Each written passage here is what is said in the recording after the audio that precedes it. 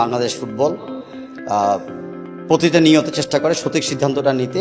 Coach যে squad select করেছে আমরা সেই স্কোয়াডকে নিয়ে আগামীতে ইন্ডিয়াতে খেলতে যাই। এবারের জন্য ফাহমিদুল নাই, আগামী স্কোয়াডে রাখার জন্য চিন্তা ভাবনা করি। মাটিতে তাকে নিয়ে আসলেন, কি কথা হলো ক্রীড়া উপদেষ্টার সাথে হামজার? আমাদের মাননীয় ক্রীড়া উপদেষ্টার সাথে আমাদের একটু আগে বৈঠক হয়েছে, যেখানে হামজা দেওয়ান চৌধুরীও ছিলেন। সরাসরি ওনাদের ভিতরে কী ধরনের খেলা হতে পারে, ইন্ডিয়া বাংলাদেশ ম্যাচের ব্যাপারে অনুভূতি কী হামজা চৌধুরীর, এবং বাফুফের থেকে সর্বোচ্চ প্রস্তুতি কেমন, সব কিছু বিবেচনা করার জন্য উনি আমাদের থেকে কিছু তথ্য নিল। আর পাশাপাশি সোশ্যাল মিডিয়াতে প্লাস কিছু মহল থেকে ফাহমিদুলকে নিয়ে একটা ইস্যু ক্রিয়েট হয়েছে, তো সেই ইস্যুতেও আমাকে আনুষ্ঠানিকভাবে প্রশ্ন করা হয়েছে। আমি আমাদের বিএফএফ পক্ষ থেকে ফ্যাক্টসগুলো তুলে ধরলাম। আর মানে আমি আশাবাদী যে আমাদের যখন ফ্যান্সরা আছে সব ফ্যান্সরা জানবেন যে বাংলাদেশ ফুটবল প্রতিটা নিয়ত চেষ্টা করে সঠিক সিদ্ধান্তটা নিতে দেশের জন্য এবং দলের জন্য।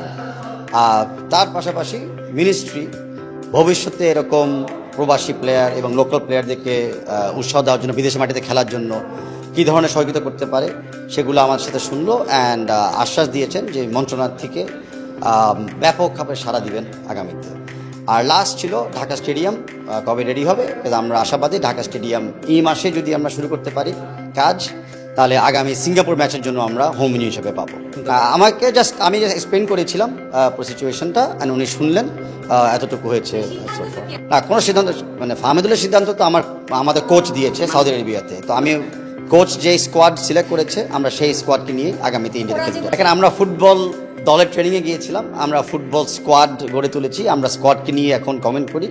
আর আগামীতে যে একটা 72 বড় ম্যাচ আসতেছে সেটাও আমরা ফোকাস করি।